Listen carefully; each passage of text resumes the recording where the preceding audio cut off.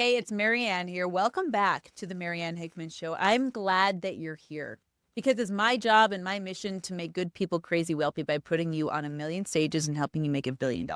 That's why we're here. Today, we're talking about how do I deal with stage fright? This is one of the most common questions that I get asked. We're going to address it for you right here in this episode. Stage fright is a beast.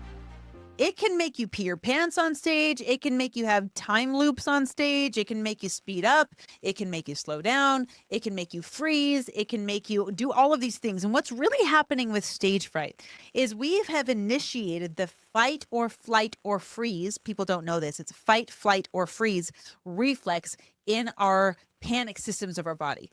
Our body thinks that we're about to be eaten by a tiger.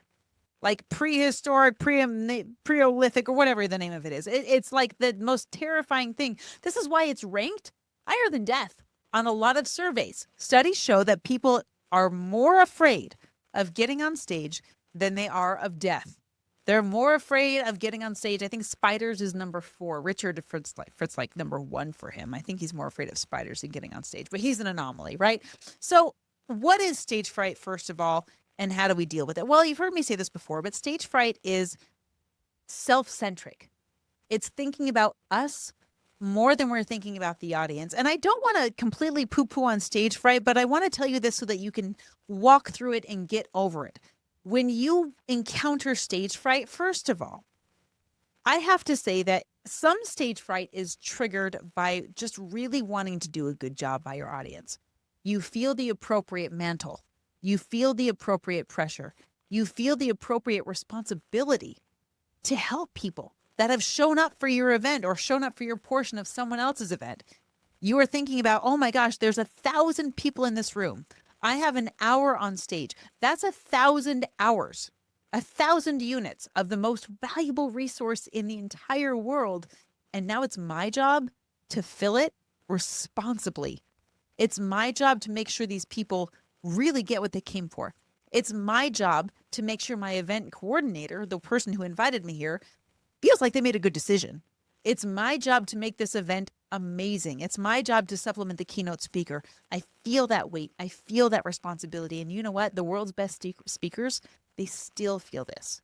Go ask any of them. Go ask Jen Gottlieb. Go ask Tony Robbins. Go ask Mel Robbins. Go ask all these people. The moment you're standing behind that curtain, every single one of them has a routine. Whether it's jumping on the trampoline in the back, like Joseph McClendon, whether it's with the deep breath, whether it's a meditation, whether it's an amp up song, whatever it is, that mantle of responsibility, we all feel it.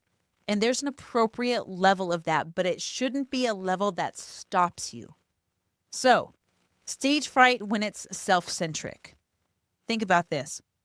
Stage fright that says, what about me? What if I fall off the stage? What if I forget my words? What if I need a drink and I get cotton mouth and I don't have a drink? What if me? That's the stuff I want you to throw out the window. That's the stuff. Every time you catch yourself saying that, dismiss it. Get rid of it, because that self-centered thinking is not going to serve you on stage. The kind of thinking that I want you to have before you take the stage is, how can I serve the audience? What do they need? What's important for them? How do I serve them? How do I show up for them? How do I communicate a message that helps the audience? How do I do so well that by the time I'm done speaking, members of the audience want more because they felt so nourished by this thing? That's what I want running through your brain. Now that we've addressed the mental part of this, I want you to understand what physically is going on in your body. Physically, stage fright can manifest in a myriad of different ways. It manifests in getting the shakes. It manifests in stumbling on your words. It manifests in cotton mouth. It manifests in literally getting cold feet or extra warm body temperatures. It's this panic system that's showing up in your body. So when you're having the stage fright, what's happening is you have all of this energy. You have all of this energy of the what ifs, whether you're still thinking about yourself or even while you're still thinking about the audience. What if, can I, am I able, all of this stuff. What's going on is this energy of all these ideas and concepts. It's like the sizzle of an electric machine or a power grid. all of this energy, all of this energy, all of this energy. And the way that we eliminate this energy is by channeling it. Now, I want you to think of this. The Hoover Dam is a big thing. It's huge. If you haven't looked up pictures of it, go Google it. Like right now, go Google a picture while you're listening to this of the Hoover Dam. Just observe how big this thing is.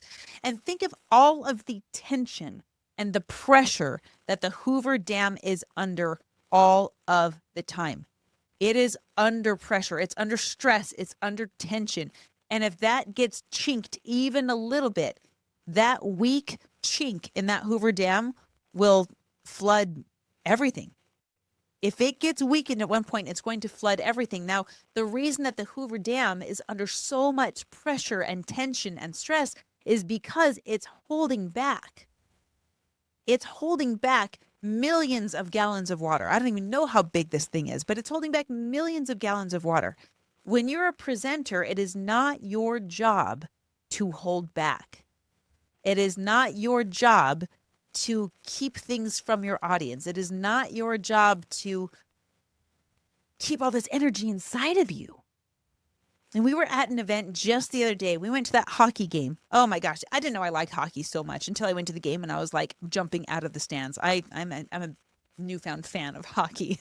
Go with the Utah Hockey Club. Is that what they're called now? It's their first season. I don't even know. They're going to be something like different and better. But we were there. We were there for the inaugural season. And we were at this event. As we were chatting around and getting to know people, there's a couple of people that we've collided with in similar universes. There's people that we know. There's people we're unfamiliar with. And as we were chatting, someone called me a name. Now, this is a name that I wear with a little bit of pride and gratitude. And they said, Marianne, you're just like the Energizer Bunny. And I don't know how many times I have been called the Energizer Bunny on stage. And I take it as a compliment because what I'm hearing is you have so much energy from stage. And in truth, like I have to tell you, being on stage, sometimes I'm like, I can't believe I get paid for this. This energizes me. It psychs me up. I love it. I love interacting with people. I love moving the audience. I love working together. I love blessing people to that number and that amount all at one time. It's an incredible feeling. I love it because I'm not holding back, because I'm delivering energy. So when you feel nervous from stage, visualize this in your brain. I want you to think about, am I being the Hoover Dam? Am I holding back? Am I under stress? Am I under tension? Or am I a water slide? Am I delivering inspiration? Am I just a conduit for whatever inspiration or whatever pre-planning has led up to this point? Because this is my job as a speaker to deliver all the energy I have. It's my job as a speaker to not hold back. It's my job as a speaker to tell you stories and the life-changing steps and all of the things that I have learned, why you came to this room and sat down. It's my job to deliver that to you. And when you think of that, and you take these deep breaths and you get your backstage routine and you remember you're there to serve the audience, not hold back, those nerves go away the moment you take the stage. Now, if you ask me, I think it's healthy to have a little bit of a excitement behind the curtain, but you're going to decide if it's excitement or fear. Same chemical responses going in your body, but you decide whether to get excited about it or to be scared of it. And when you choose excitement, that's when you are your best from stage. That's when you make the most impact. And that is when you get on that stage to do what you know you were born to do, and that's change lives for the better. Listen, I hope that's helpful for you. Whatever questions you have, ask them in the comments. We always look at these comments and we're recording videos for you. So if you have a question, you want a video about it, put it in the comments. If you haven't already, make sure to subscribe so we can deliver more content for you to help you get better on stage and grow your business. We'll see you in the next episode.